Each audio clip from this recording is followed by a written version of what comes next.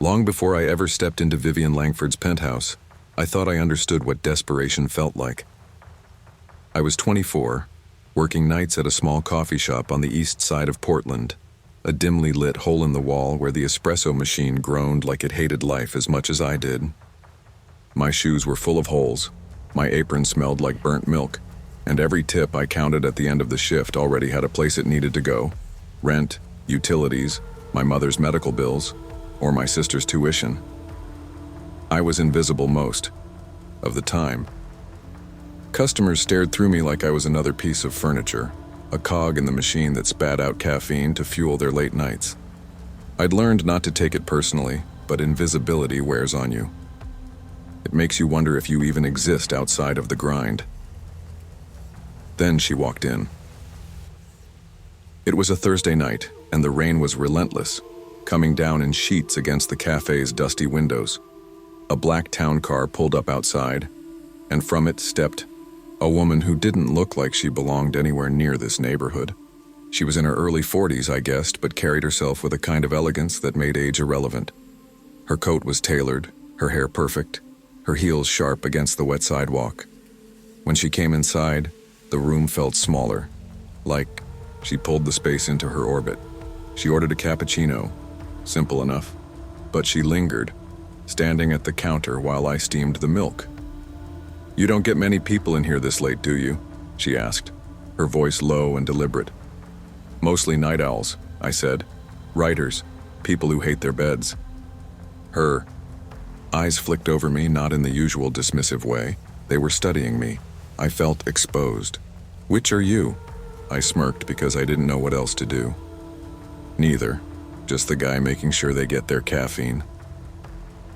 When I handed her the cup, she smiled in a way that felt too personal for a stranger.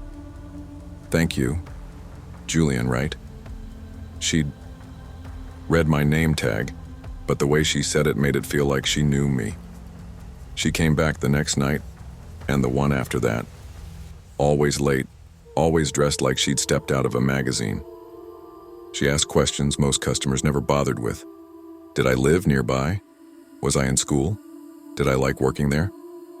She noticed things I didn't think anyone could see. My worn-out shoes, the way I rubbed the back of my neck when I was tired, the fact that I'd skip dinner sometimes and just drink another coffee. For weeks, her visits were the one bright spot in my shift. I told myself it was harmless.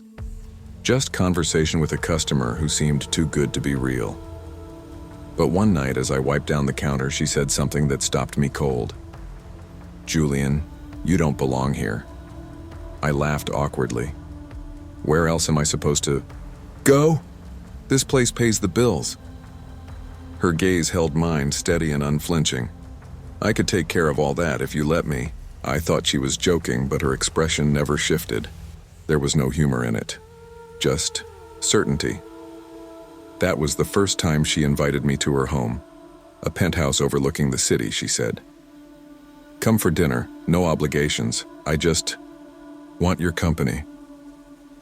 I went home that night with her words rattling around in my head. My mom's overdue hospital bill was taped to the fridge. My sister had called earlier, worried about how she'd pay for next semester's textbooks.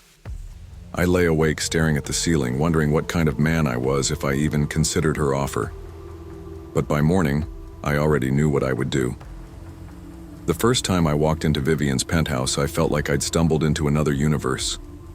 The building itself was one of those sleek glass towers you only notice when you crane your neck downtown, the kind of place you drive past and wonder what kind of people lived up there, far above the traffic and grime. The doorman nodded when I gave my name, as if I'd been expected. The elevator ride was silent except for my heartbeat thudding in my ears. When the doors opened, I stepped into a hallway lined with polished marble. A single door stood at the end, already ajar. "Julian," she greeted, her voice warm, smooth, and practiced. "Come in." Her apartment looked like something from a movie. Floor-to-ceiling windows framed the city lights, furniture so pristine I was afraid to sit down. Art hung on the walls that probably cost more than my yearly rent. The air smelled faintly of roses and expensive wine. "You look nervous," she said, leading me to a leather sofa. I've never been in a place like this. You get used to it, she said with a smile that didn't quite reach her eyes. Drink? I shook my head. I don't really. Water then. She poured it herself, crystal glass catching the light. Everything she did was deliberate, controlled. Dinner was already set, catered, of course. Filet mignon, roasted vegetables, something French I couldn't pronounce. I felt out of place, like a street kid sneaking into a palace. But she carried the conversation with ease, asking about my life, my mother's health, my sister's classes. Every detail I'd let slip at the cafe, she remembered. You've been carrying the weight of 2 other people on your back, she said softly. You deserve to rest, to live. I didn't know what to say. Then she leaned closer, her perfume dizzying. Julian, I want to make you an offer. I can cover your bills, all of them. You wouldn't have to worry about rent or tuition or medical debt ever again. My throat went dry. And what would you want in return? Her lips curved slightly. Time, your company, nothing more than what you're willing to give. Be with me, let me take care of you. I laughed nervously. That sounds too good to be true. She didn't laugh. Sometimes good things come when you least expect them. I should have walked out right then, but instead I thought of the hospital notice, the stack of unpaid utilities, the endless grind that had been eating me alive. I thought of how tired I was, how small my world had become. So I stayed. The weeks that followed felt like a dream I didn't know how to wake up from. One night I was closing up the cafe, counting crumpled bills from the tip jar. The next I was in Vivian's world. Designer clothes she insisted I wear, 5-star restaurants where the servers treated her like royalty, weekend trips to coastal, resorts I'd only ever seen on postcards. She didn't just pay my bills, she erased them. My mom's hospital debt disappeared. My sister's tuition was covered in full. Rent was transferred directly to my landlord before I even saw the notice. For the first time in years, I wasn't drowning, but freedom came with strings. I started noticing small changes in myself. I was exhausted all the time, even though I wasn't working late nights anymore. My body felt weaker, my skin paler. Bruises appeared on my arms that I couldn't explain. I chalked it up to stress at first, or maybe bad sleep. But the more time I spent with Vivian, the worse it got. One night, as we sat in her living room overlooking the city, I asked, "Do you ever sleep?" She smiled faintly. "I prefer the night. It keeps me sharp." "Don't you get tired?" Her eyes lingered on me in a way that made my stomach twist. "Not the way you do." I tried to laugh it off, but the look she gave me wasn't one of humor. It was hunger. That night, I noticed for the first time the other men in her apartment. They moved silently, dressed impeccably, but their faces were hollow, drained. They avoided my eyes as if afraid of something I couldn't see. When I asked Vivian who they were, she simply said, "Friends, people who understand me." But they didn't look like friends. They looked like prisoners. The turning point came the night I found her laptop. She'd left it open on the dining table while she took a call in another room. I shouldn't have touched it, but something in me needed answers. Hidden among her files were folders labeled with men's names. Dozens of them. Inside each were photos, notes, even medical reports, details of their lives, their health, their decline. Words like drained, spent, disposed. My stomach turned as I scrolled, and then I found mine. There I was. Pictures of me sleeping in her apartment, reports of my weight loss, notes about my decline in vitality. I slammed the laptop shut, my chest heaving. When Vivian returned, I couldn't hide the panic in my face. "What the hell is this?" I demanded. She didn't flinch. "You weren't supposed to see that yet." My voice shook. "What are you doing to me?" Her expression softened, almost pitying. "I give, you give. That's how balance works." "You're using me. I couldn't even find the words. Don't be dramatic, Julian. You have everything you've ever wanted. Your family is safe. Your life is easy. All I ask is that you stay. I felt the walls closing in. The apartment suddenly seemed like a cage, its beauty a disguise. I muttered something about needing air and headed for the door, but when I pressed the elevator button, nothing happened. The lights flickered, the floor seemed to tilt. My stomach dropped. Her voice echoed behind me. You can't leave unless I let you. The apartment became a maze that night. Hallways stretched longer than they should have. Doors led to places I didn't recognize, and Vivian's laughter followed me like a ghost. My heart pounded as I stumbled through the corridors, desperate for an exit. Julian, her voice sang from the walls. You're only hurting yourself. I ran. I don't know how long. My body screamed, my lungs burned, but adrenaline pushed me forward. Finally, I found a service door, rusted, tucked behind a stairwell. With trembling hands, I shoved it open. Cold air hit me like salvation. I bolted down the metal stairs, my footsteps echoing in the night. When I reached the street, I collapsed on the sidewalk, my chest heaving, tears mixing with rain. The city lights blurred above me, and for the first time in weeks, I felt real air in my lungs. I didn't look back. Loneliness and desperation can blind us to danger, making illusions look like salvation. When someone offers you everything you've ever wanted with no cost but yourself, the price is always higher than you can imagine. I learned too late that survival means protecting not just your body but your soul. My life changed when I was 19, though not in the way I had hoped. When I left for Seattle to study graphic design, I thought it would be a fresh start. My father had died when I was 15, and my mother remarried 2 years later. I wanted to be supportive. She deserved happiness after everything, but I couldn't shake the feeling that her new husband, Adrian Carrington, wasn't what he seemed. On the surface, Adrian was charming. He was in his mid-40s, tall and handsome, in that polished, expensive way. He wore tailored suits even on weekends, and he had a smile that convinced everyone in the room he was their friend. He was wealthy, too. His house was perched on a hill overlooking Lake Washington, a sprawling place with wide windows and manicured gardens. When he offered to help pay for my tuition, it felt like a blessing. My mom said I should be grateful. At first, I was. I tried to tell myself I was lucky. Most students I knew worked part-time jobs just to make rent. But Adrian didn't just pay. He hovered. He wanted to know what classes I was taking, who I was sitting with, what time I was coming home. He called it concern. I called it suffocating. Text. Me when you get out of class, he'd say, slipping his card into my purse. If you need anything, books, clothes, whatever, just let me know. I don't want you to struggle. It sounded generous, but there was weight behind the words. When I didn't reply quickly enough, he'd send a follow-up, then another. And if I ignored him too long, he'd show up outside campus in his black Mercedes, smiling like it was coincidence. You're too young to be wandering around alone, he'd say, opening the car door. Get in. I'll drive you. My mom brushed it off whenever I mentioned it. He just worries about you, Soph. He doesn't want you getting into trouble in a new city.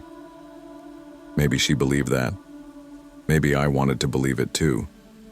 But the way his eyes lingered on me when she wasn't looking, the way his compliments slid just a little too close to something else, made my skin prickle. I told myself I was imagining things, that I was paranoid. But deep down, I knew.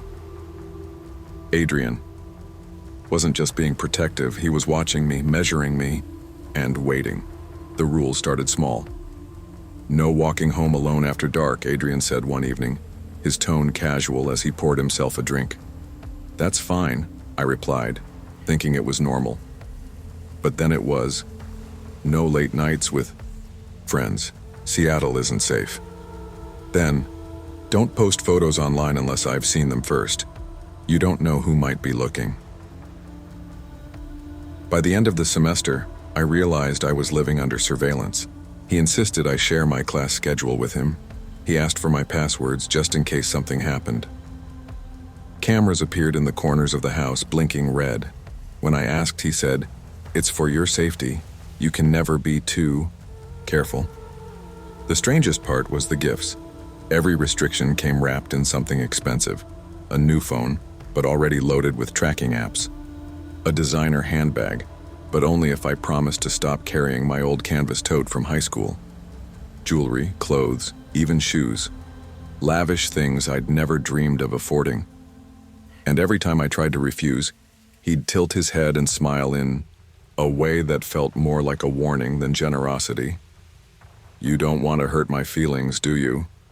The guilt sank deep. I'd sit in my dorm room staring at those gifts, hating them, but also knowing. My tuition had been paid, my supplies covered. Without him, I couldn't afford to stay. That was the hook. Freedom dangled in front of me, but always just out of reach. My friends noticed the change. I started canceling plans, making excuses. "I have a family thing," I'd say, or "I'm not feeling well." But really, I was afraid of what Adrian would say if I wasn't home when he expected me. Once, my friend Riley confronted me. "Soph, you've been different lately, like you're always looking over your shoulder." I laughed it off. "I'm just stressed. Classes are harder than I thought." But even as I said it, I knew she was right. I was shrinking. My world was getting smaller, one rule at a time, and Adrian was the one tightening the cage. It all came crashing down one stormy night. The rain hammered against my dorm window, the wind howling through the cracks. I'd been lying in bed pretending to study when my door creaked open. Adrian stood there. My heart lurched into my throat. "What are you doing here?" I whispered, clutching the blanket to my chest. "I was worried," he said, stepping inside like it was his right. "You didn't answer my messages." "I was studying. You can't just..." "Shh." He closed the door softly. "Your mother doesn't understand how vulnerable you are, but I do." His eyes swept the room, lingering too long on me. "I've invested in you, Sophia. You're my responsibility." The air felt suffocating. My pulse roared in my ears. I slid off the bed, grabbing my keys from the desk. "You need to leave." "Don't be dramatic," he said, reaching for my arm. I yanked free. Panic took over, sharp and clear. Without another word, I bolted past him, shoving the door open. Barefoot, I sprinted down the hallway, down the stairs, into the storm. The rain soaked me instantly, plastering my hair to my face, but I didn't stop. I ran until my legs gave out in front of a neighbor's porch, pounding on the door with shaking fists. When the woman opened it, I collapsed into her arms, sobbing, "Please, he's after me." She pulled me inside, locking the door. And for the first time, I felt a thin shred of safety. The police got involved after that night, but even the law didn't feel strong enough to shield me from Adrian. He denied everything, of course. He was calm, composed, polite. "It's a misunderstanding," he told the officers. "I worry about Sophia. I've treated her like my own daughter." His money bought him the best lawyers in Seattle. His reputation painted him as a successful businessman, a generous husband, a pillar of the community. Against that image, I looked like an ungrateful stepdaughter making wild accusations. For a while, I thought I was going crazy. Every time I checked my phone, there was a new account following me. Anonymous messages slipped into my inbox. "You can't hide from me. You're nothing without me." Even when I blocked numbers, new ones appeared. I moved apartments twice. Each time I hoped it would be enough. But Adrian always found a way back into my life. An email, a friend request, a glimpse of his car outside my building. Sleep became impossible. I jumped at every shadow, flinched at every sound. My friends drifted away, unsure how to help. And I couldn't blame them. I was exhausted, paranoid, and broken in ways I couldn't explain. I kept telling myself it would end, that eventually he'd move on, but he didn't. Not until he tried the same tactics with someone else. I found out through the news. A 20-year-old girl had filed a report against Adrian Carrington. Same pattern, same rules, same gifts, same suffocating control. This time, though, the evidence stuck. She'd saved his messages, recorded his threats, and refused to back down, even when he tried to bury her with his money. The police raided his mansion, uncovering surveillance equipment, hidden recordings, and a trail of manipulation, stretching back years. When I saw his mugshot, I felt something I hadn't in years, relief. But it was tangled with grief for the years I'd lost, the parts of myself I'd given up to survive him. Even with him behind bars, I never felt entirely free. I still check my locks twice before bed. I still hesitate before trusting anyone new. The scars Adrian left aren't visible, but they're deep. Sometimes I wonder who I might have been if I hadn't spent those years looking over my shoulder. But then I remind myself, I survived. I got out. And that's enough for now. Charm and wealth can disguise the darkest intentions. What looks like protection can be control, and what feels like generosity can become chains. I learned that listening, to your instincts even, when others dismiss them, is the most powerful act of self-preservation. Freedom is not something anyone can give you, it's something you have to fight to keep.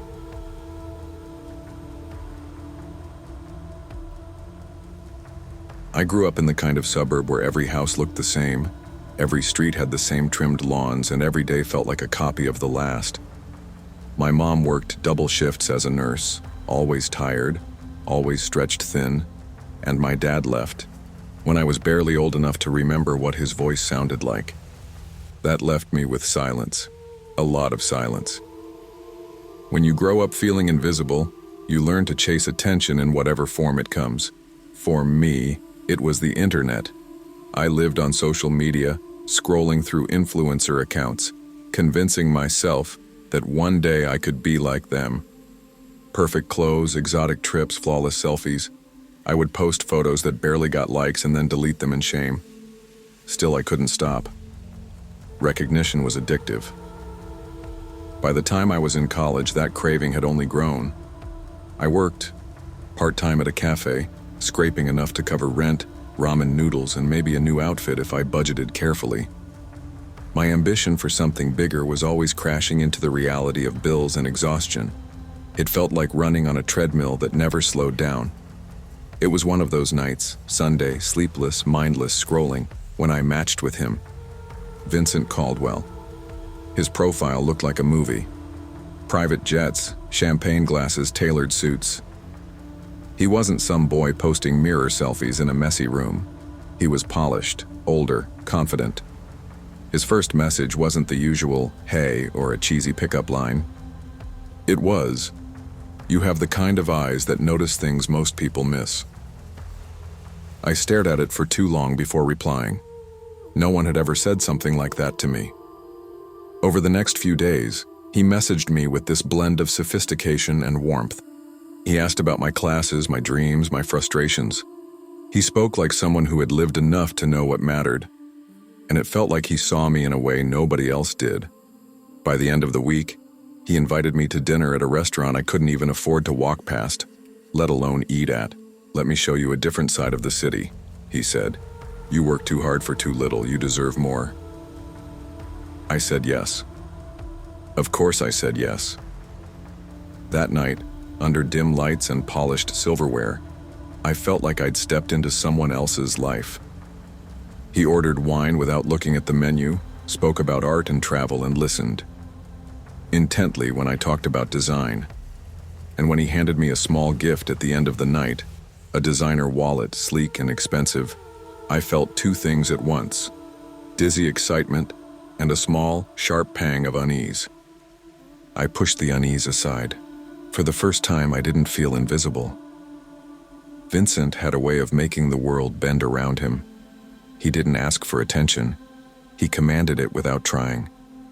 I found myself swept into his orbit so quickly that I barely noticed how fast I was spinning. At first, it was everything I thought I wanted. He took me to places I'd only seen on Instagram: rooftop bars, luxury hotels, art galleries where people spoke in low voices about things I barely understood. He told me I was beautiful, that I was smart, that he believed in my talent. He called himself my mentor in life. "You don't have to struggle like everyone else," he told me once as we sipped cocktails at a hotel lounge. "You're special, and I'll make sure you never feel small again." Those words hooked me. For someone who grew up feeling invisible, it was like a drug. The gifts multiplied. A necklace, a handbag, a weekend trip to Miami. Every time I protested, he brushed it off. "Don't insult me by refusing. I like giving you things. You're worth it." But the strings attached started to show. He wanted me to spend every free hour with him. If I went out with friends, he'd send texts that felt less like care and more like surveillance. "Where are you? Who are you with? Why? Didn't you answer right away?" If I told him I was tired, he'd say, "I just worry you're pulling away." And then came the criticisms. Subtle at first. "That dress isn't flattering, let me buy you something better." Or, "Your friend Riley doesn't seem to understand your potential. She's holding you back." I started canceling plans with friends, staying home more, answering his messages at all hours. My world was shrinking again, but this time it was covered in gold. The worst part? I rationalized it. I told myself this was the cost of ambition, that maybe dependence was just part of the deal, that I was lucky to have someone like Vincent. But deep down, that sharp unease was growing. The first time I realized I was trapped was after a fight about nothing. I had missed one of his calls, just one. I was in the shower, music blasting, and by the time I saw my phone, I had 6 missed calls and 3 messages. The last one read, "I thought you cared more than this." When I called back, he answered with silence. Then, in a low voice, he said, "I give you everything, Clara, everything, and you can't even pick up when I call?" I stammered apologies. My heart pounded like I'd done something unforgivable. That night, I couldn't sleep. I stared at the ceiling, realizing that somehow my life had twisted into something unrecognizable. I was 21, and yet every decision I made felt like it had to pass through Vincent first. It wasn't just emotional either. He tracked my movements through the phone he bought me. He demanded daily check-ins, sometimes in the middle of the night. Once, when I didn't respond fast enough, he showed up outside my apartment. He smiled like it was sweet, but my stomach turned. I started feeling sick all the time. My sleep schedule collapsed, I was anxious constantly, and I skipped meals without meaning to. My body was breaking down under the stress, but Vincent framed it as love. "You need structure," he'd say, brushing my hair back. "I'm the only one who truly cares enough to give it to you." And I believed him. Or maybe I was too scared not to. It took a doctor to wake me up. I'd gone in for a routine checkup, and after a few tests, she sat me down with a concerned look. "Clara, you're severely underweight. Your stress levels are off the charts. If you don't make changes, you're risking long-term damage." Her words cut through me. I wanted to argue, to say I was fine, but I wasn't. I knew I wasn't. That night, I looked at myself in the mirror and barely recognized the girl staring back. Pale skin, dark circles, eyes that looked hollow. I thought of the girl I used to be, the one who laughed, with friends at the cafe, who dreamed of designing something beautiful. She felt so far away. I realized then that if I didn't get out, Vincent would destroy me, not with fists or violence, but with control, with dependence, with slow erosion, until there was nothing left of me. So I made a plan. I started saving, small amounts from freelance design jobs, hiding them in a secret account. I began documenting every controlling message, every demand, every time he showed up, uninvited. I rehearsed what I'd take when I finally left. Just essentials, no gifts, nothing that tied me to him. It took weeks of pretending, smiling, saying the right things. And then one rainy morning in Manhattan while he was away on a business trip, I slipped out of his penthouse with nothing but a suitcase and my laptop. The air outside was cold and wet, but it tasted like freedom. The weeks after leaving were the hardest. I hid in a small Airbnb, curtains drawn, phone silenced. Every knock at the door made me jump. I kept expecting him to appear to tell me it was over, that I'd ruined everything. But slowly, the silence became comforting. I cooked simple meals. I slept without alarms. I walked around the block just to feel the sun on my face. My body began to heal, and so did my mind, piece by piece. Eventually, I returned to Denver. I got another cafe job, the kind I once resented, but this time it felt different. Every paycheck was mine. Every decision was mine. For the first time in years, I wasn't invisible. I was free. I still carry the scars. I flinch at charm that feels too smooth. I second-guess every generous gesture. I feel anxiety when my phone buzzes late at night. But I also carry strength I didn't know I had. I faced the cage and I broke free. Vincent will always be a part of my story, but he doesn't get to define me. I do. Not all cages are made of bars. Some are made of charm, gifts, and promises that feel too good to refuse. I learned that real freedom isn't found in someone else's approval or generosity. It's found in reclaiming your own choices, even when it feels terrifying to walk away. Trusting yourself is the first step toward survival, and survival is the beginning of everything else.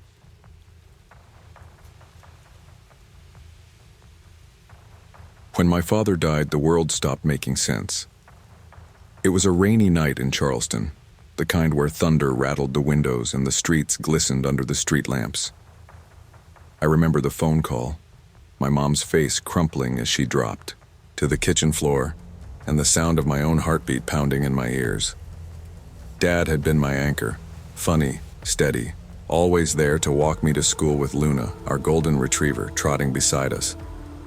Without him, everything felt unmoored. My mom, Claire, tried her best. She threw herself into work, long shifts at the hospital, desperate to keep us afloat emotionally and financially. But grief has a way of hollowing people out. The house grew quieter. Meals became rushed. Conversations clipped. I found myself spending more time with Luna than with anyone else, burying my face in her fur when the silence got too heavy. That was when Nathaniel Voss entered our lives. I first met him at a fundraiser my mom's hospital hosted. He was impossible to miss. Tall, immaculately dressed, with a voice that carried across the room like it belonged to someone important. He charmed everyone, from board members to waiters, and when he turned that smile on my mom, I could almost see her shoulders lighten. At first, I wanted to like him. I wanted to believe he could make her happy again, that maybe life would start to feel normal. He drove sleek cars, wore expensive suits, and seemed to know everyone in Charleston. He showered my mom with gifts, jewelry, flowers, dinners at places we could never afford. And then there were the gifts for me.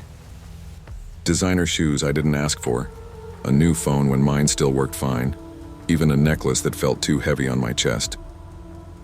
"You deserve nice things, Eliza," he'd say with that polished smile. "You've had it rough. Let me help." It sounded kind, but something about it made me uneasy. His gaze lingered a second too long. His compliments cut a little too close. I told myself I was imagining it. After all, wasn't he just being generous? Still, Luna never warmed to him. She growled every time he walked through the door, ears flat, body tense. At the time, I thought it was just her being protective. Now, I wonder if she sensed what I didn't want to admit. The more Nathaniel became part of our lives, the more suffocating things felt. At first, it was subtle. He offered to drive me to school events even when I didn't ask. He started following my social media, commenting on posts in ways that felt less like encouragement and more like monitoring. "You shouldn't spend so much time with those friends," he once said, casually over dinner. "They don't seem like they want the best for you." My mom brushed it off whenever I raised concerns. "He's just protective," she'd insist. "Isn't it nice to have someone looking out for us?" But it didn't feel nice. It felt like he was closing in, slowly, deliberately. His presence at school events made me self-conscious. He'd stand at the back of the auditorium, arms crossed, watching me more than he watched the performance. Teachers assumed he was just a proud stepfather figure. My friends whispered about the expensive car that always dropped me off. I pretended it didn't bother me, but inside I hated it. The gifts became harder to accept. Each one carried invisible strings. When I didn't immediately wear the clothes he bought, he'd say, "You don't like them? I thought you'd appreciate quality." If I spent time with friends instead of joining him and my mom for dinner, he'd comment, "After everything I do for you, you can't spare an evening?" Luna grew more restless, growling whenever he stepped too close. One night, she barked so aggressively at him that he snapped, "That dog needs to learn her place." His voice was sharp, cutting, through the air in a way that made me shiver. It was then that I realized Nathaniel wasn't just generous, he was possessive. And the more I pulled away, the tighter he tried to hold on. The night everything shifted started with a storm. Rain lashed against the windows, lightning flashing across the sky. Nathaniel arrived at our house unannounced, his smile too polished, his presence too insistent. "Family bonding," he said. "Come stay at my place tonight, it'll be fun." I wanted to say no. Every instinct screamed at me to say no. But my mom looked at me, hopeful, and I didn't want to disappoint her. So I packed a bag, clipped Luna's leash, and followed him into his sleek black car. His mansion was beautiful in the way that feels wrong, too perfect, too cold. The marble floors echoed under my feet, and everywhere I turned, I noticed cameras. Tiny black eyes in the corners of rooms blinking red. "Security," Nathaniel explained when I asked. "You can never be too careful."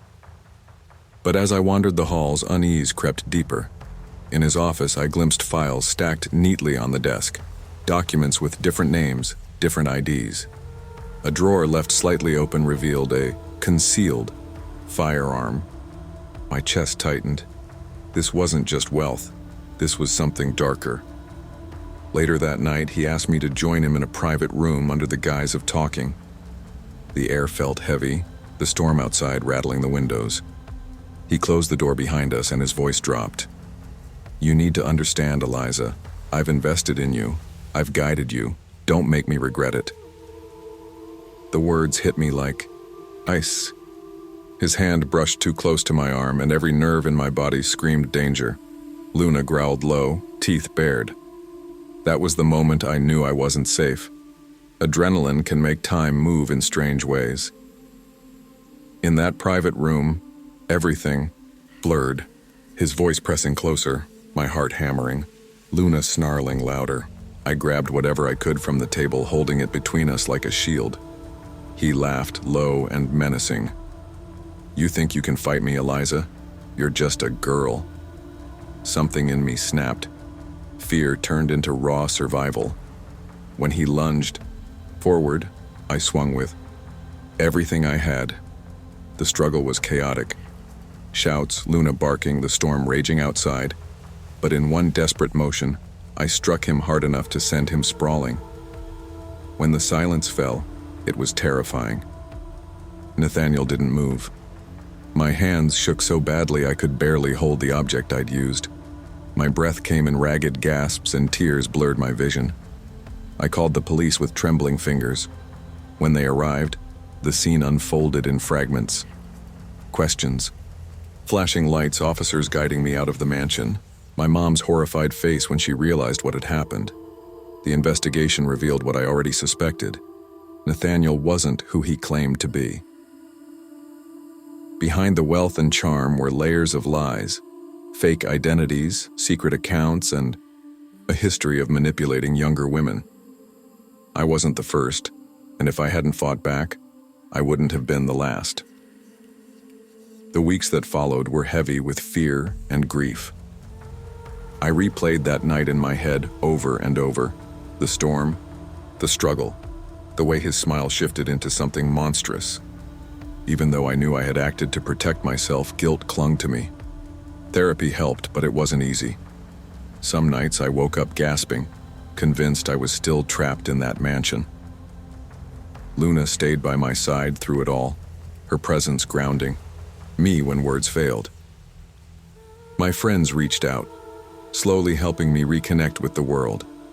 My mom and I had long, painful conversations about trust, about how easily someone like Nathaniel could weave his way into our lives. Over time, I began to heal. I learned to set boundaries, to trust my instincts, to speak up when something felt wrong. I realized that resilience doesn't mean forgetting what happened. It means carrying the scars and still moving forward. Nathaniel's shadow lingered, but it no longer defined me. I chose to define myself. Wealth and charm can be masks for. Control and generosity can hide dangerous intentions. I learned that listening to your instincts even when others dismiss them is a form of survival. True strength lies not in avoiding fear, but in facing it, protecting yourself, and refusing to let someone else decide your worth. I never thought I'd be the kind of person to sign up for a social app like Velvet. I wasn't searching for love or validation, and if I'm being honest, I'd always prided myself on being cautious, maybe even skeptical, about people's intentions. Growing up in Portland, Oregon, in a quiet little neighborhood filled with old houses and overgrown gardens, I'd seen enough examples of how easily people could be manipulated. My older sister, Megan, had gone through a string of toxic relationships that left her drained and hollow, and I swore to myself that I would never let anyone treat me that way. But life has a strange way of wearing down even the most guarded. At 22, I was balancing community college, a part-time job at a cafe near downtown, and the constant tug of war between wanting independence and feeling stuck. My best friend, Emily, was the opposite of me, outgoing, adventurous, and constantly on the hunt for something new. One evening, sitting on her couch with Netflix droning in the background, she shoved her phone in my face. "You need to try this," she said, showing me Velvet, a sleek new app that looked more like a luxury magazine than a dating site. "No thanks," I said immediately. "Not my thing." "Come on, Harp, it's not just hookups, it's networking, connections, sugar daddies, mentors. Some of these guys are like loaded. You could at least get a free dinner out of it." I rolled my eyes, but later that night, curiosity whispered louder than my pride. I downloaded the app. I told myself it was just for fun, just to see. I set up a profile with a few carefully chosen photos and a vague bio that said I was studying communications. Within hours, messages started trickling in, some creepy, some desperate, but then there was him. Dorian Knight, 38, tech investor. His profile looked like it belonged in a Forbes article. Black and white headshot, crisp suit, the kind of confidence that dripped off the screen. His first message wasn't sleazy or rushed. It was simple.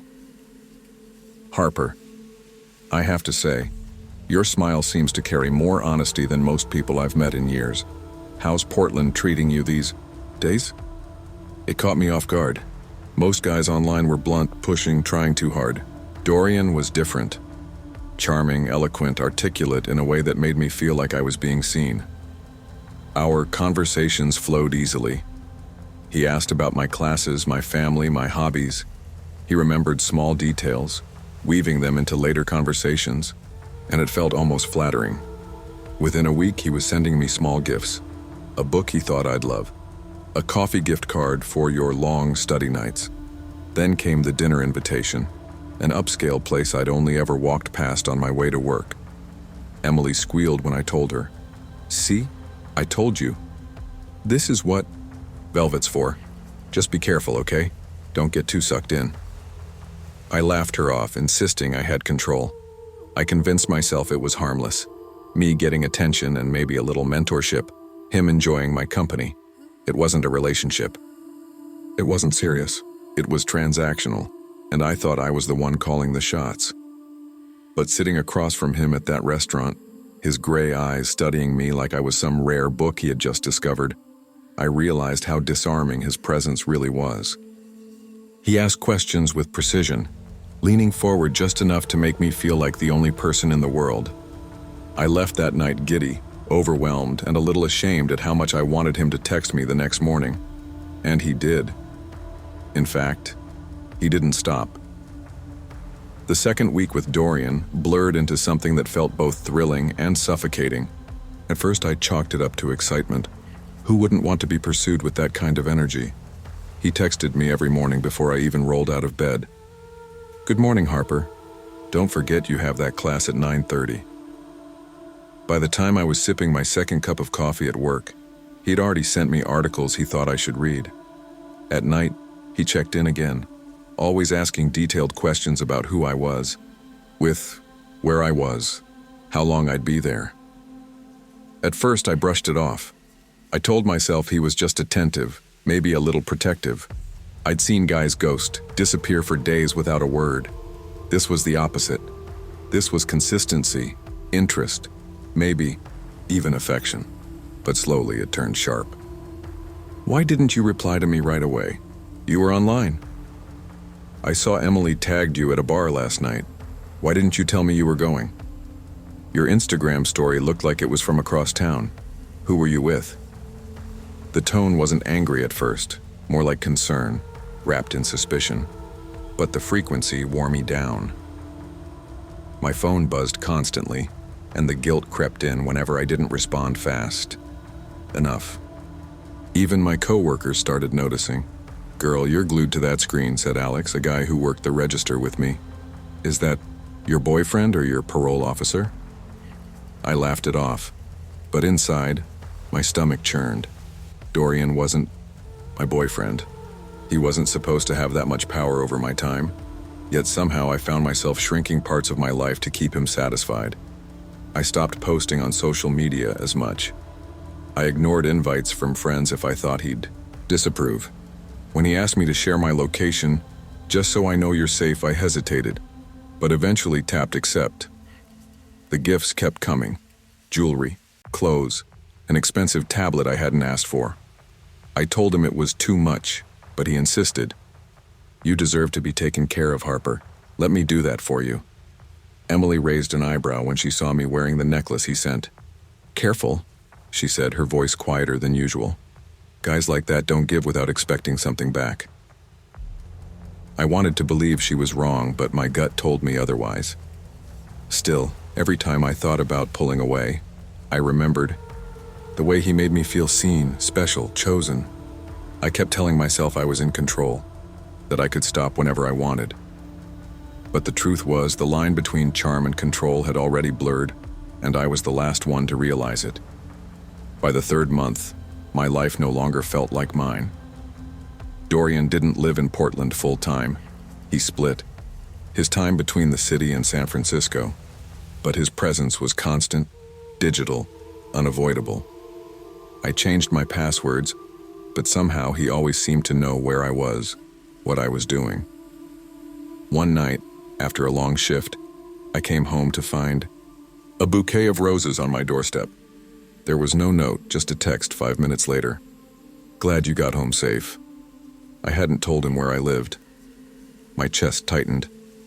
"How do you know my address?" I typed, hands shaking. "You mentioned your street once." It wasn't hard. I wanted to scream. Instead, I convinced myself it wasn't that big of a deal. Maybe I'd slipped. Maybe I'd been careless. But the surveillance only grew.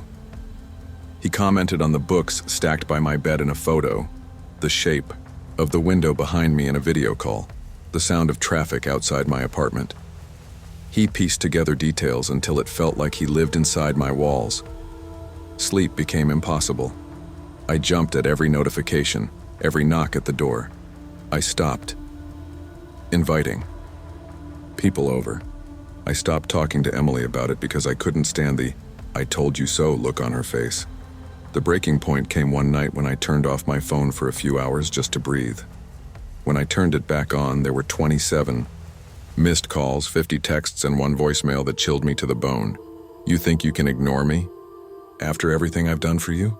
Don't forget who actually cares about you, Harper. Your friends don't, your family doesn't, only me." His voice was calm, steady, terrifying in its conviction. I sat on my couch in the dark, clutching my phone like it might explode. My hands shook so hard I could barely type when I finally texted Emily, "I need help. Emily didn't hesitate. She showed up the next morning with coffee, her expression fierce. "We're going to fix this," she said. No room for argument. Together, we spent hours documenting everything. Screenshots of messages, recordings of voicemails, even the timestamps on gifts that appeared without warning. She put me in touch with a cybersecurity consultant she knew through her job. The consultant, a soft-spoken woman named Rachel, walked me through the process of securing my accounts. "He's exploiting every little piece of information you leave online," she explained. "It's not magic, it's surveillance mixed with obsession. You need to rebuild from scratch." The thought made me want to curl up and disappear. My digital life wasn't just accounts, it was my identity, my connections, my safety net. But with Emily and Rachel's help, I created new emails, new numbers, and deleted Velvet entirely. The hardest part wasn't the technology, though. It was the withdrawal. Cutting him out felt like tearing away a part of myself I'd grown addicted to. There were moments I wanted to check, just to see if he was still trying to reach me. But I resisted. I moved apartments, a small studio across town with fewer windows and a stricter lease policy. For weeks, every time I heard footsteps in the hallway or saw a shadow under my door, my body went rigid. Slowly, though, the silence became comforting. The absence of buzzing notifications gave me space to breathe again. When Dorian finally stopped, I didn't know if it was because he gave up or because he moved on to someone else. The thought of another woman being pulled into his orbit made me sick. But I also knew I couldn't save her. I could only save myself. It's been over a year now since I cut him off. My life is quieter, lonelier at times, but it's mine. I walk to work without checking my phone every 5 seconds. I spend time with Emily without worrying about what Dorian would think. I've started journaling again, reclaiming the parts of me that got buried under his attention and control. Looking back, it's hard to reconcile the girl who thought she was untouchable with the woman who nearly drowned in someone else's obsession. I used to believe manipulation came with fists or shouting, but now I know it can come in the form of flattery, gifts, and constant attention. Control doesn't always scream. Sometimes it whispers until you can't hear your own voice anymore. Not every gift is generosity, not every compliment is kindness, and not every connection is safe. Charm without respect is just control in disguise. Trust should be earned slowly, not handed to someone who demands it. And no matter how powerful, wealthy, or persuasive someone seems, your life is yours to protect. Don't let anyone convince you otherwise. I used to think of myself as careful, maybe cautious to a fault. I never went to wild parties, never trusted strangers too quickly, never believed in shortcuts. That was how I survived my father walking out when I was 12 and my mother's body betraying her years later with multiple sclerosis. I became the one who held things together. Liam, my younger brother, looked up to me as if I could fix everything, though most nights I lay awake in our cramped apartment in Portland, Maine, knowing I couldn't fix much at all. Our place was on the second floor above an old bakery, where the smell of bread clung to every corner of our walls. The heating barely worked in winter, and during storms, I had to place bowls under leaks in the ceiling. I worked part-time at a cafe, juggling shifts between classes at Portland University, where I studied literature. I wanted to be a novelist, but it always felt more like a childish dream than something real. Dreams don't pay tuition, and they don't cover medical bills. That rainy evening, I was mopping the cafe floor, listening to the hum of the espresso machine cooling down, when my phone buzzed. The app was called Velvet, a selective networking platform that a friend had convinced me to try. "You never know who might notice your writing," she had said. I didn't expect much, but when I saw the message, my heart stuttered. Victor Langford. The name looked heavy, like it belonged in the business section of a newspaper. His profile picture showed a man in his late 40s, sharply dressed, his silver hair combed back. He claimed to be a real estate developer and philanthropist. His message wasn't like the usual shallow compliments I'd learned to ignore. He wrote, Clara, your words have a rare kind of rhythm. Have you ever considered sharing them beyond classrooms and cafes? I'd love to hear more of your work. Perhaps we could discuss it over an exhibit at the East End Gallery this weekend. For a long moment, I just stared at the screen. No one ever praised my writing like that. My professors gave me feedback, sure, but never that kind of reverence. I typed and erased 3 different replies before settling on, "Thank you. I'm flattered. I'll think about it." I didn't tell Mom or Liam. I knew what they'd say. Be careful, don't get caught up in something you can't handle. But there was a flicker inside me, a dangerous hope that maybe this was a way out of our suffocating cycle of debt and sacrifice. When the weekend came, I put on my one good dress, brushed my hair until it shined, and walked through the foggy streets to the gallery. The city was damp and alive with neon reflections bouncing off puddles. My breath made ghosts in the cold night air. I found him near a painting of gray seascapes, Victor Langford larger in presence than any photo could capture. "Clara Bennett," he said with a smile that seemed to know me already. "You look exactly how I imagined." Something in his voice made me shiver, though at the time I convinced myself it was excitement. He offered me champagne, asked about my favorite books, listened as though every word I spoke mattered. For the first time in years, I didn't feel like just a broke student holding a crumbling family together. I felt seen. That night, when he walked me to my bus stop, he said quietly, "I believe in you, Clara. You shouldn't have to carry the weight of the world just to pursue your art. Let me help." His hand lingered on mine, warm, certain, promising. And I let myself believe. I never thought I'd live in an apartment with a harbor view. The morning light hit the water and bounced through floor-to-ceiling windows, painting everything in gold. Victor had keys ready within weeks of our first meeting, saying, "Every artist needs a sanctuary." He insisted I move in, rent-free, fully furnished, stocked with books and coffee beans as if he had studied me. At first, it felt like freedom. For the first time, I could sit at a desk and write without hearing Mom's coughs through thin walls or Liam begging for help with homework while I tried to meet deadlines. Victor paid off some of Mom's medical bills without me asking.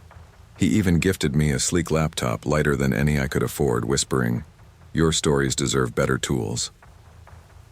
I told myself it wasn't charity. He believed in me. He wanted me to succeed. That's what I repeated whenever guilt pricked my chest. Victor was magnetic. He dressed like he belonged in another era. Tailored suits, polished shoes, a heavy watch ticking quietly on his wrist. He knew people everywhere we went. Gallery owners, authors, politicians. When he introduced me as the writer I've been waiting for, I blushed so hard it hurt. But even in those first weeks, I noticed how closely he tracked me. He asked for my class schedule, then began showing up outside the cafe after my shifts. He scrolled through my phone once, laughing it off when I bristled. "Don't worry, darling. Just curious who else is lucky enough to know you." His compliments always carried a weight, as though they came with invisible strings. One night at dinner, I mentioned Liam's upcoming birthday. Victor's smile thinned. "You spend so much time with them already." "Let me have this one evening," he said, his tone light but his eyes sharp. I laughed nervously and agreed, but something in my chest ached. Mom started asking why I rarely visited. My friends noticed I skipped their calls. I brushed them off, saying I was busy writing, that I was happy. And in moments I was. The apartment, the gifts, the attention, it was intoxicating. But deep down, I felt a quiet unease growing, like a seed pushing through soil, waiting for the right moment to break open. By winter, the harbor outside my window froze into jagged mirrors. The world felt brittle, and so did I. Victor's presence became constant. If I didn't answer his messages within minutes, he called, his voice a blend of charm and sharpness. "Were you ignoring me? I was worried." He insisted on daily dinners, planned my weekends, questioned my writing. "Why do you waste time on sad stories? Write something bold. Write something I'd be proud to show my friends. I told myself he was guiding me, mentoring me. But when I tried to push back, he withdrew completely, ignoring my texts until I apologized. The silence terrified me more than his control. One evening after leaving the bookstore, I noticed something odd near my apartment door. A small black dot tucked into the corner, no bigger than a coin. When I bent down, I realized it was a camera lens. My hand shook as I touched it, my stomach flipping cold. The next morning, I confronted him. "Victor, why is there a camera by my door?" His smile was practiced, soothing. "For your safety, Clara. The building isn't secure. I can't risk someone hurting you." I wanted to believe him, but my throat tightened. Safety didn't feel like this. Safety wasn't being watched in my own home. That night, I barely slept. Every creak in the apartment felt like his eyes on me. I remembered the way he had once said, "Freedom is dangerous. You don't realize how many people would take advantage of you if I weren't here." I began keeping a journal, writing down every odd glance, every shift in his tone, every gift that came with conditions. It was my secret rebellion, my only proof that I wasn't losing my mind. When I confided in a classmate, she frowned and said, "Clara, that's not love, that's control." I laughed it off, but her words stuck like splinters. The walls of my sanctuary began to feel like velvet-lined bars. By spring, the air smelled of salt and thaw, but inside me there was only fear. Victor's control was absolute. He criticized my friends until I stopped seeing them. He checked my phone when I left it unattended. He dictated what I wore to dinners, always with a smile that masked command. And when I finally protested, telling him I needed space, his eyes turned cold. "Do you know how many women would kill for the life I've given you?" he whispered, his hand tightening around mine. "Do not mistake generosity for weakness." I went home shaking. That night I searched his name more deeply online. Buried under articles praising his philanthropy, I found whispers on obscure forums, posts from women who claimed he had ruined them, made them dependent, then discarded them. A few suggested worse. Some had disappeared from social media entirely. My chest locked with terror. I saw myself in their words, and I knew I had to leave before I became another ghost in his shadow. I started preparing in silence. I saved documents, copied messages, took screenshots of every manipulative text. I contacted an advocacy group for victims of coercive relationships under the guise of research for a story. They didn't push. They just gave me resources, numbers, and quiet encouragement. Finally, with a backpack stuffed with essentials, I slipped out one morning before dawn, my heart hammered with every step away from that glass tower of a prison. I went to a friend's apartment across town and turned off my phone. The silence afterward felt both terrifying and liberating. The weeks after leaving were the hardest. I jumped at every knock on the door, flinched at every message notification, even when I had a new number. I saw his face in strangers on the street, heard his voice in the hiss of the wind against the harbor. But slowly, with help from the advocacy group and my own stubborn will, I began piecing myself back together.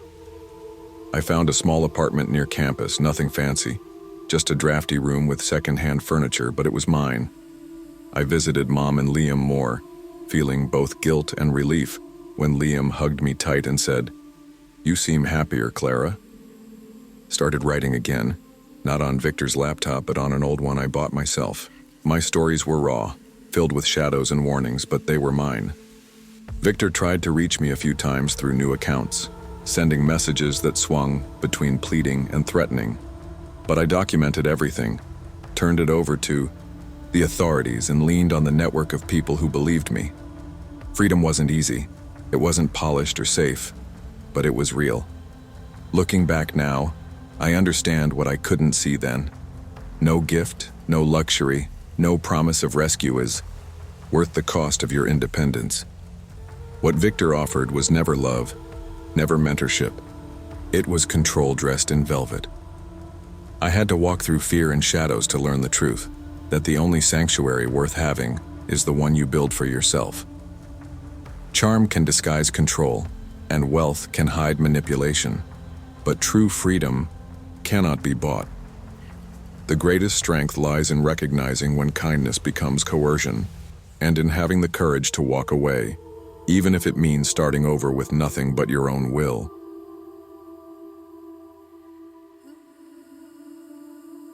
There's a certain silence that comes with living alone in a condo overlooking the ocean.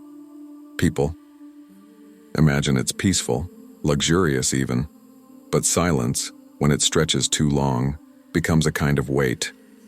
At 57, after 2 divorces and years of building a career that once gave me a sense of purpose, I thought I'd be fine with it.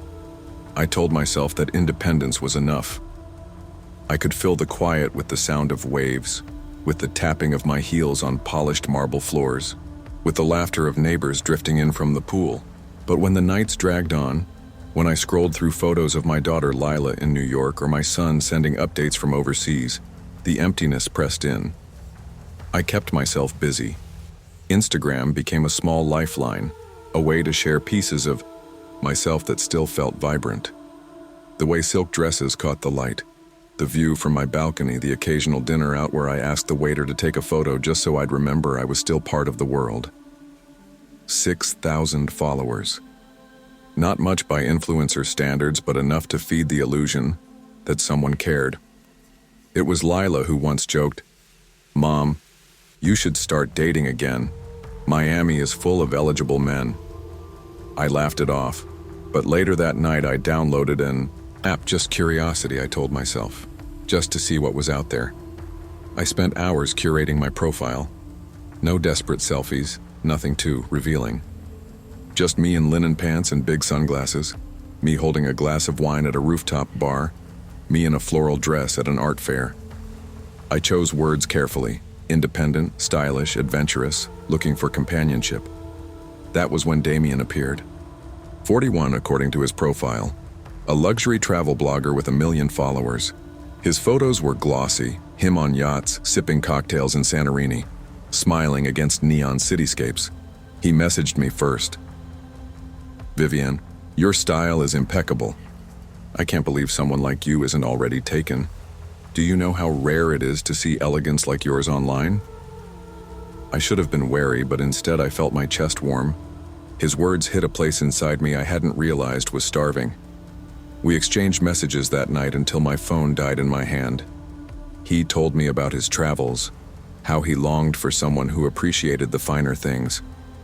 I told him about my years in marketing, about raising 2 kids, about my love for art galleries and jazz clubs. It felt like he had been waiting for me to show up, like I was slipping into a story where I hadn't been forgotten after all. Every ding of my phone after that made me smile. Every "good morning, beautiful" filled a hole I didn't want to admit existed. I started checking his posts religiously, marveling at how our tastes aligned. His compliments came like champagne, bubbly, intoxicating, easy to swallow. For the first time in years, I wasn't just Vivian Clark, retired executive, divorced twice, living alone. I was desired. I was wanted. And when he suggested we meet in Los Angeles, where he said he'd be between trips, I didn't hesitate, as much as I thought I would. I booked the flight, I picked out a dress. I even purchased a ring, small but meaningful, because he'd hinted at the idea of something official, something lasting. Looking back now, I realize how quickly I let the fantasy carry me. But in that moment, staring out at the Miami waves, with my suitcase packed, I felt alive again. I told myself, maybe, just maybe, I deserve this. The air in Los Angeles was thicker than I expected, heavy with exhaust and street food, the hum of the city alive around me.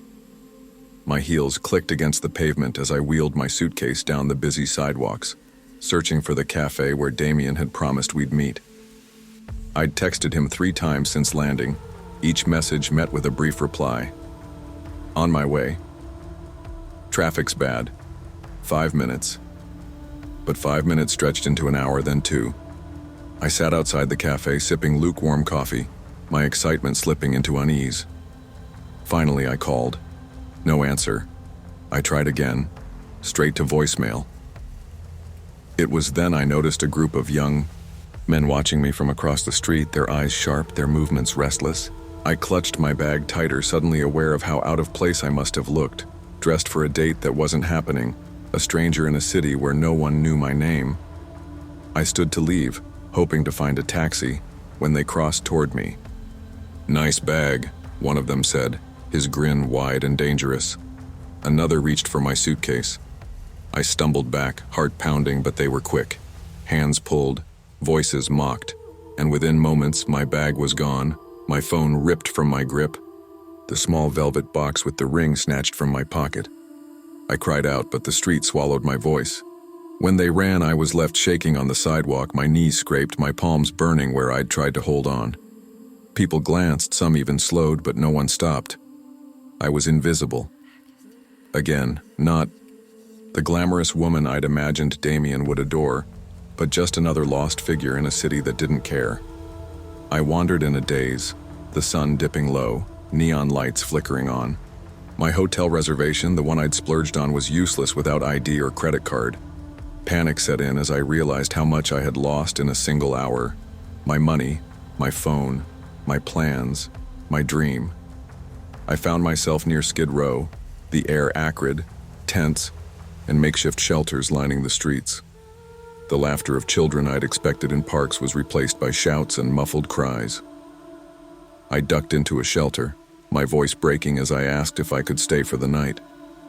They gave me a cot in a corner, a blanket that smelled of bleach. I curled up, still wearing my dress, mascara smudged into my cheeks. In that moment, Damien's words echoed in my mind. "You deserve the world." And I realized the world had just chewed me up and spit me out. The days that followed blurred together. I drifted between shelters and cafes, clutching a paper cup of coffee like it was a lifeline. Pride kept me from asking for help right away. I couldn't bear the thought of calling Lila, admitting that I'd been foolish, that I'd flown across the country for a man who never existed. I replayed our conversations, his words now hollow, rehearsed. The photos he'd sent suddenly seemed too perfect, too staged. Each "I can't wait to hold you" turned bitter in my mouth. How had I let myself fall for it? I sold the only thing I had left, my earrings, small gold hoops I'd worn for years just to buy food. I walked the city streets with my head down, the noise overwhelming. The glamour of Los Angeles a cruel joke. One night I sat in a cafe until closing, staring at the last email Damien had sent before my phone was stolen. "Soon, Vivienne, we'll make memories no one else could dream of." My chest ached. I wanted to scream, to hit something, to erase the part of me that had wanted so desperately to believe. Finally, after nearly a week, I gave in. I borrowed a phone from a kind woman at the shelter and dialed Lila's number. My voice cracked as soon as I heard hers. "Sweetheart, it's Mom. I need you."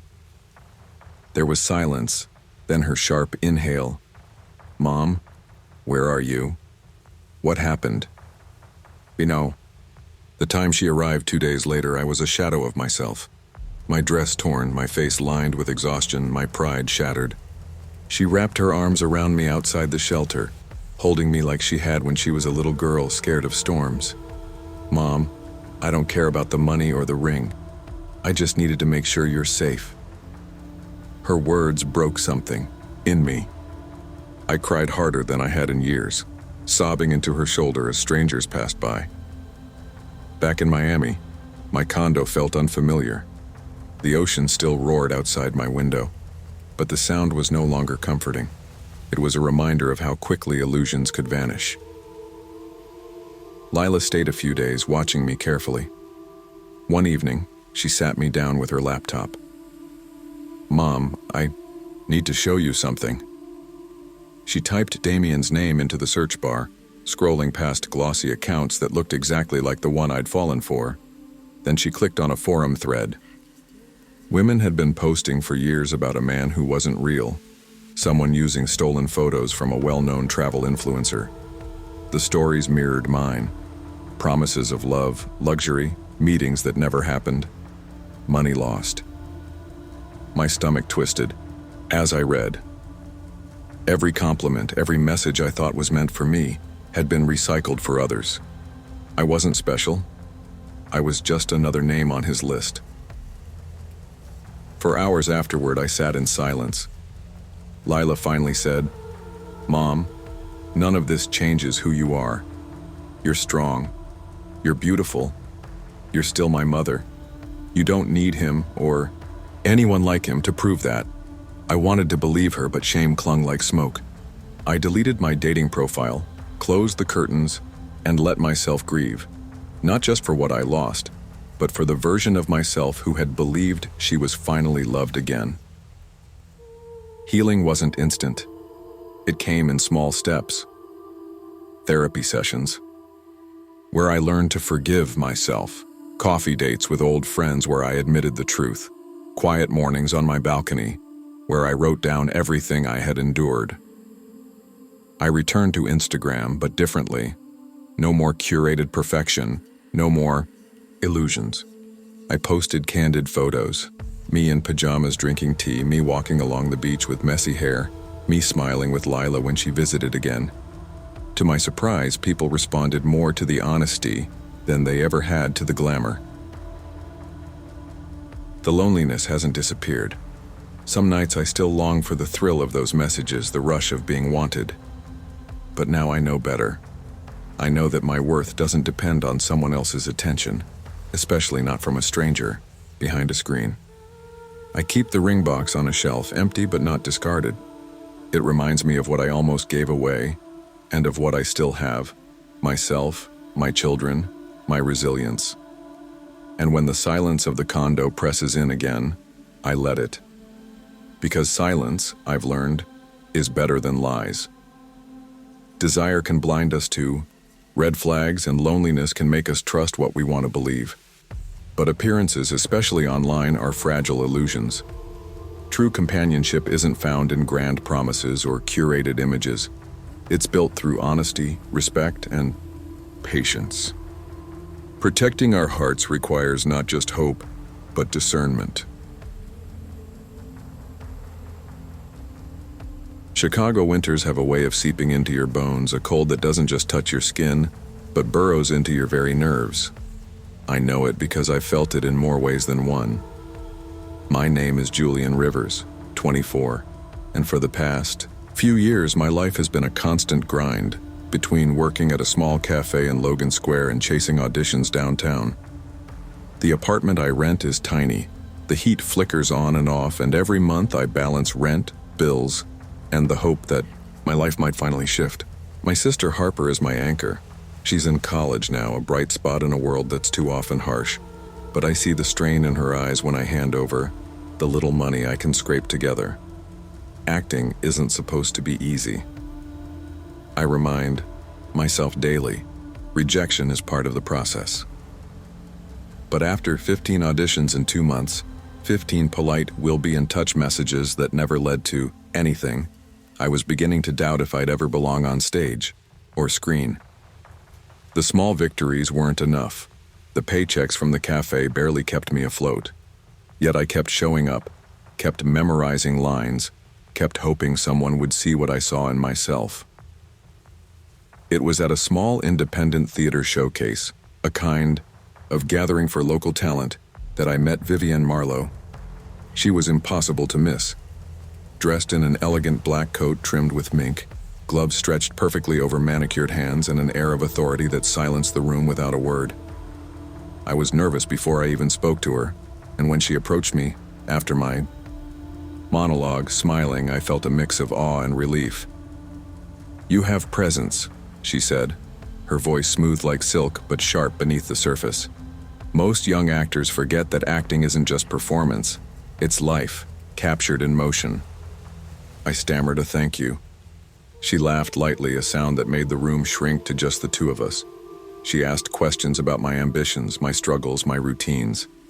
I admitted more than I normally would, drawn in by her intensity and seeming genuine interest. "I have a proposition," she said after some time. "I can offer guidance, mentorship, if you will. But I'm selective. It would require weekly meetings, social events, occasional, personal time." In exchange, your bills, your wardrobe, and certain introductions to the right people, all covered. You'd have the freedom to focus entirely on your craft. I froze. The idea of someone finally noticing my potential, of getting a real chance without worrying about rent, food, or auditions I couldn't afford was intoxicating.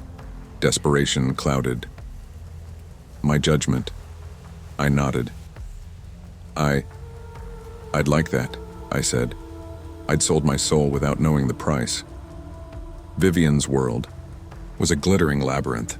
Her apartment overlooked the city like a theater stage, expansive and cold, decorated with rare artwork, expensive furniture, and shelves of books I couldn't name.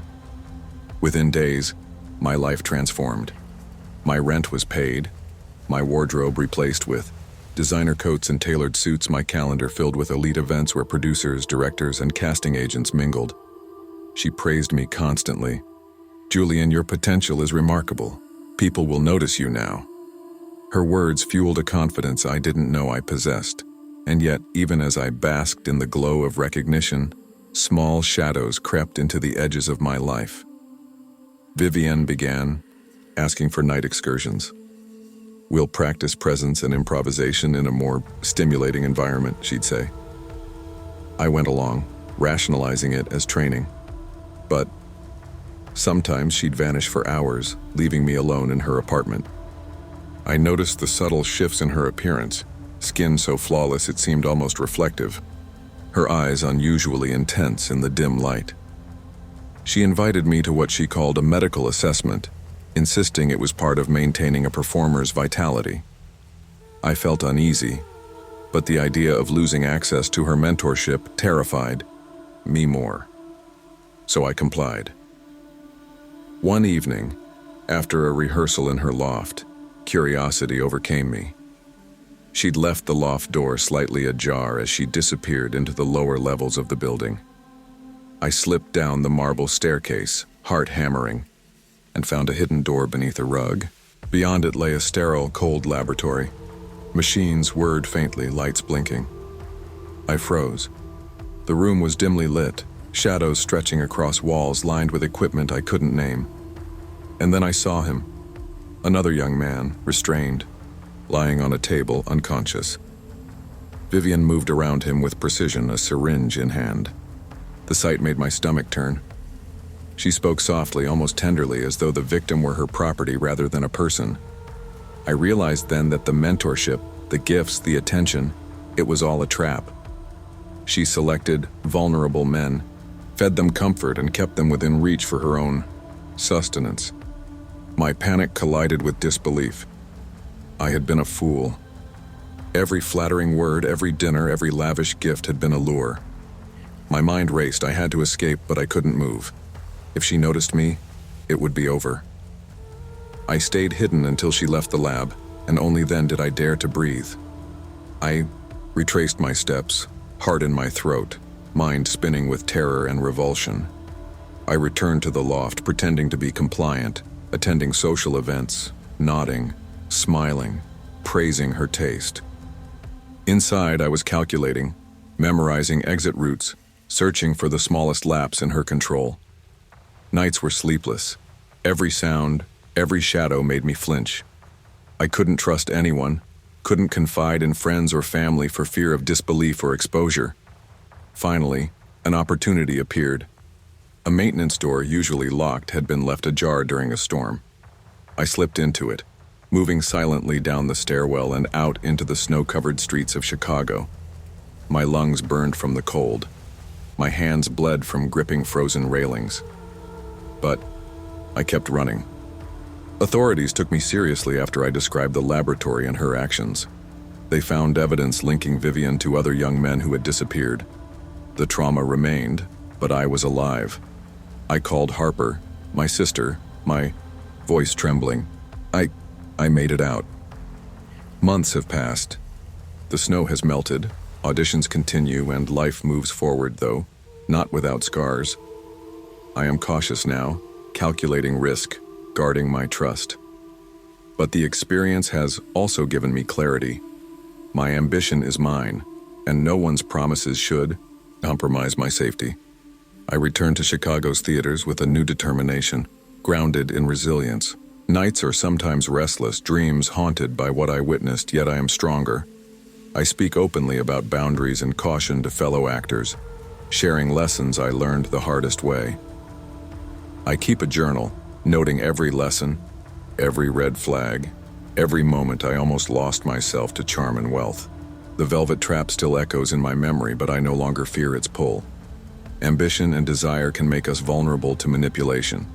Charm, wealth, or mentorship may hide dangerous intentions. True guidance nurtures talent without compromising autonomy or safety. Protecting oneself requires vigilance, discernment, and courage, even when opportunity seems irresistible. My name is Isabel Monroe, and if someone asked me to describe my life in one word, I'd probably say overwhelming. I grew up in Boston, in a cramped but warm apartment in the Beacon Hill district. My mother, Teresa, works multiple jobs to keep us afloat after my father left when I was 9. My little brother Mason has always struggled with anxiety, and I've learned to walk on eggshells to make sure our home doesn't feel more chaotic than it already is. From a young age, responsibility became my shadow, following me everywhere I went. I study psychology at Boston University, hoping one day to understand not only the human mind, but perhaps my own. Money, however, has always been a problem. Tuition is relentless, rent is steep, and Mason needs counseling I can barely afford. My mother tries to shield us from financial stress, but I can see the tension in her shoulders and hear it in the tired sighs that escape her at night. I work part-time at a small cafe trying to cover groceries, bills, and unexpected emergencies, but it never feels like enough. Every month is a balancing act, and I've learned that desperation can make even the most cautious person consider paths they'd never imagined. It was a late spring afternoon, the kind where Boston smells like damp brick and freshly cut grass, when my friend Caroline sat me down over coffee. "I've got a way for you to make real money," she said, leaning in. Her eyes were bright with excitement, almost conspiratorial. "Sugar. Arrangements. You get financial support. Gifts, flexibility. You stay in control. You can pay off tuition, take care of your family, and still have time for school." I laughed nervously. "Sounds risky." "Only if you let it control you," she replied. "You're smart. You can handle it." I went home that night, the city streets slick with leftover rain, and debated. On one hand, the idea felt foreign, almost morally gray. On the other, it was tempting. The promise of freedom, of relief from the constant worry, was intoxicating. I finally created a profile on a discreet platform, setting boundaries in my mind before anyone even messaged me. I told myself I was exploring an option, not surrendering my life. The first message came sooner than I expected. Sebastian Cole, 48, claimed to own a renowned art gallery in the city. His profile was elegant, full of tasteful photography and polished prose. His tone was warm but deliberate, his compliments thoughtful rather than shallow. I admit I felt flattered, a little nervous, and cautiously curious. We met in a quiet cafe in Back Bay. Sebastian had a presence that was hard to ignore. He was tall, impeccably dressed, with a calm confidence that made everyone else in the room seem smaller. We spoke for hours. He asked about my studies, my family, my goals. He listened, and for the first time in months, maybe years, I felt seen. Soon he began offering support, money for tuition, small gifts, access to exclusive gallery events. I felt a thrill, a mixture of relief and validation. For once, I could breathe without calculating.